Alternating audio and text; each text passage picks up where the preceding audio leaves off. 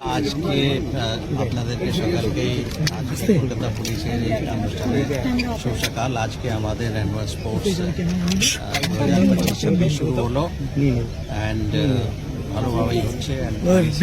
Integral part আছে for discipline, team spirit, সবকিছুই ভালো থাকবে, বডি ফিট থাকে।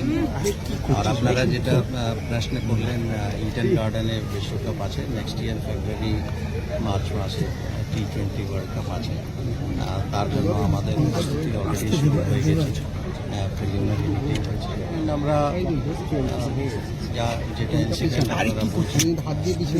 ইনসিডেন্ট থেকে শিক্ষাটা কি সেটা আমরা নোট করেছি পয়েন্টস, অ্যান্ড নিশ্চয়ই আমাদের তরফ থেকে সব কিছু অ্যারেঞ্জমেন্ট থাকবে।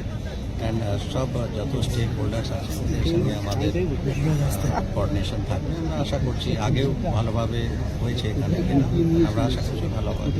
স্যার, আগামীকাল ক্রিসমাস ফেস্টিভ্যালের ইনঅগ্রেশন রয়েছে। দিল্লি কাণ্ডের পর পার্ক স্ট্রিটে বিশেষভাবে কিছু নজর দিচ্ছে, ফোকাস পয়েন্টটা ঠিক কি থাকছে কলকাতা পুলিশ? শুধু পার্ক স্ট্রিট নেই, সারা শহরে আমরা প্রস্তুত আছি ক্রিসমাস নিউ ইয়ার ইভ।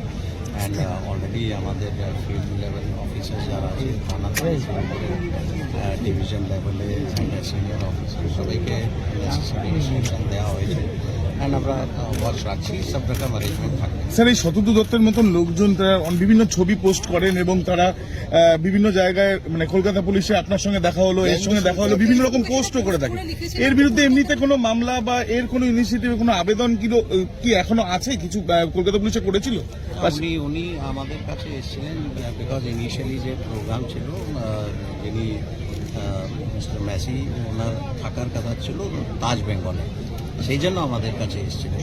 তো তারপরে যেহেতু ওনার বিনু হায়াতে শিফট হয়েছে, পুরো প্রোগ্রামটা ওই দিকে রয়েছে, তো তারপরে আমাদের সঙ্গে কোনো কন্ট্যাক্ট স্যার, বিশ্বকাপে বিভিন্ন দলের প্রতিনিধিরা আছে, সেখান থেকে একজন নয় একাধিক দলের প্রতিনিধি মানুষের ভরসা করে ফিরিয়ে আনতে হবে।